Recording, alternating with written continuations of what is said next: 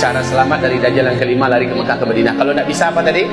Masuk ke dalam rumah, tutup pintu, tutup jendela rapat-rapat. Kan begitu Pak ya? Dan ketika kita dengar Dajjal sudah sampai di kota kita, maka bacalah surah Al-Kahfi. Dan cukup sekali. Salah saya ulang balik baca. Ketika kita dengar Dajjal sudah pergi dari kota kita, baru kita berhenti membaca itu.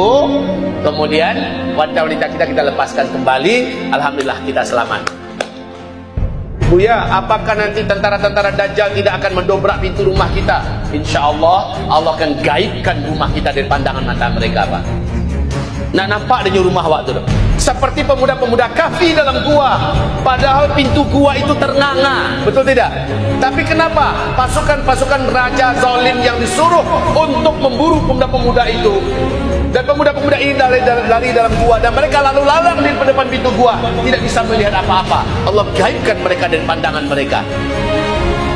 Kenapa kita suruh baca surat Al-Kahfi? Kok bukan surat Yasin? Kok bukan surat yang lain? Jawabannya adalah agar keajaiban yang terjadi pada pemuda Kahfi terjadi pada kita saat kita membacanya. Allah gaibkan rumah kita, pintu rumah kita dari pandangan bala tentara Dajjal. Baik bala tentaranya dari setan atau bala tentaranya dari kalangan manusia.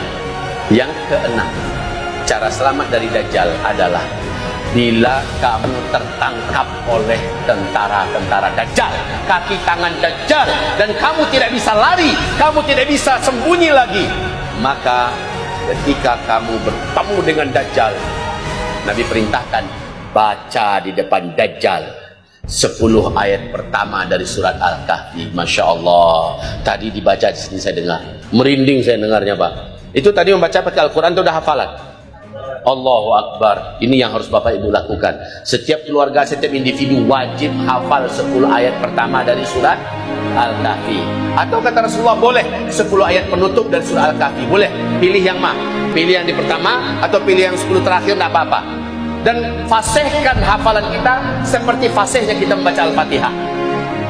Nanti kalau kita ketangkap oleh kaki tangan Dajjal atau oleh tentara Dajjal, kita diseret berjumpa dengan Dajjal, saat itu kita baca di depan Dajjal. Nah kalau kita nggak hafal, gimana kita membacanya? Kan nggak mungkin kan kita bawa Quran kemana-mana. Pas ketangkap, nanti di depan Dajjal, Tuan Dajjal tunggu dulu, buka. Nggak sempat, udah keburuan masuk hipnotis Dajjal, udah keburuan duluan masuk sihir Dajjal, jadi harus hafal. Dan hafalnya mesti lancar. Lancar. Nanti dampaknya kata Rasulullah, sihir Dajjal tak akan tembus ke orang ini, hipnotis Dajjal tidak akan tembus kepada orang ini, fitnah Dajjal tidak akan tembus kepada orang ini. Ya, ini dampaknya Pak, sehingga orang ini mampu membedakan mana yang hak, mana yang batil. Dan orang ini Allah izinkan bisa membaca tulisan Ka, Fa, Ro di jidat Dajjal, di antara dua alis tertulis itu. Hanya dia yang bisa melihat, karena dia masih ada iman dalam dadanya. Masya Allah, ini gunanya. Sebelumnya kita punya iman yang kuat, amal soleh kita banyak, doa kita selama ini Masya Allah, dan kita hafal 10 ayat dari surah Al-Kahfi. Gitu. Terakhir, cara selamat dari Dajjal adalah nanti Dajjal akan paksa kita masuk ke salah satu daripada ciptaan saya ini, neraka saya atau surga saya. Maka kata Nabi, masuklah ke nerakanya Dajjal. Siapa yang masuk ke nerakanya Dajjal, dia akan langsung masuk ke surganya Allah Subhanahu wa ta'ala. Tapi yang Nabi perintahkan adalah masukkan dulu kepalamu, api teras wangi. Tapi ketika kita mendekat, masukkan kepalamu akan langsung merasa sejuk dan nyaman. Lalu masukkan badan semuanya. Jangan di ujung-ujung dulu. Angin nak ya? Angin nak ya? Atau ujung kaki awak cibu-cibu. Angin nak? Panas! Tapi kalau kamu masukkan dulu kepalamu, inilah gunanya orang yang ngaji Pak ya, dia tahu apa yang harus dilakukan. Pilih apinya Dajjal. Siapa yang memilih apinya Dajjal, dia dapatkan surga Allah, kata Rasulullah. Dan ketika dia masuk, kepalanya dulu terasa sejuk, masukkan semuanya, syahidlah dia. Syahidlah dia. Dan dia akan langsung masuk ke dalam surganya Allah. Tapi siapa yang memilih air sungainya Dajjal, dia minum, langsung hilang imannya.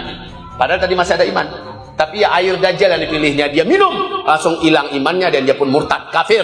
Dan dia akan menjadi ahli neraka Allah, kekal di dalam neraka Jahannam selama-lamanya. Nauzubillah.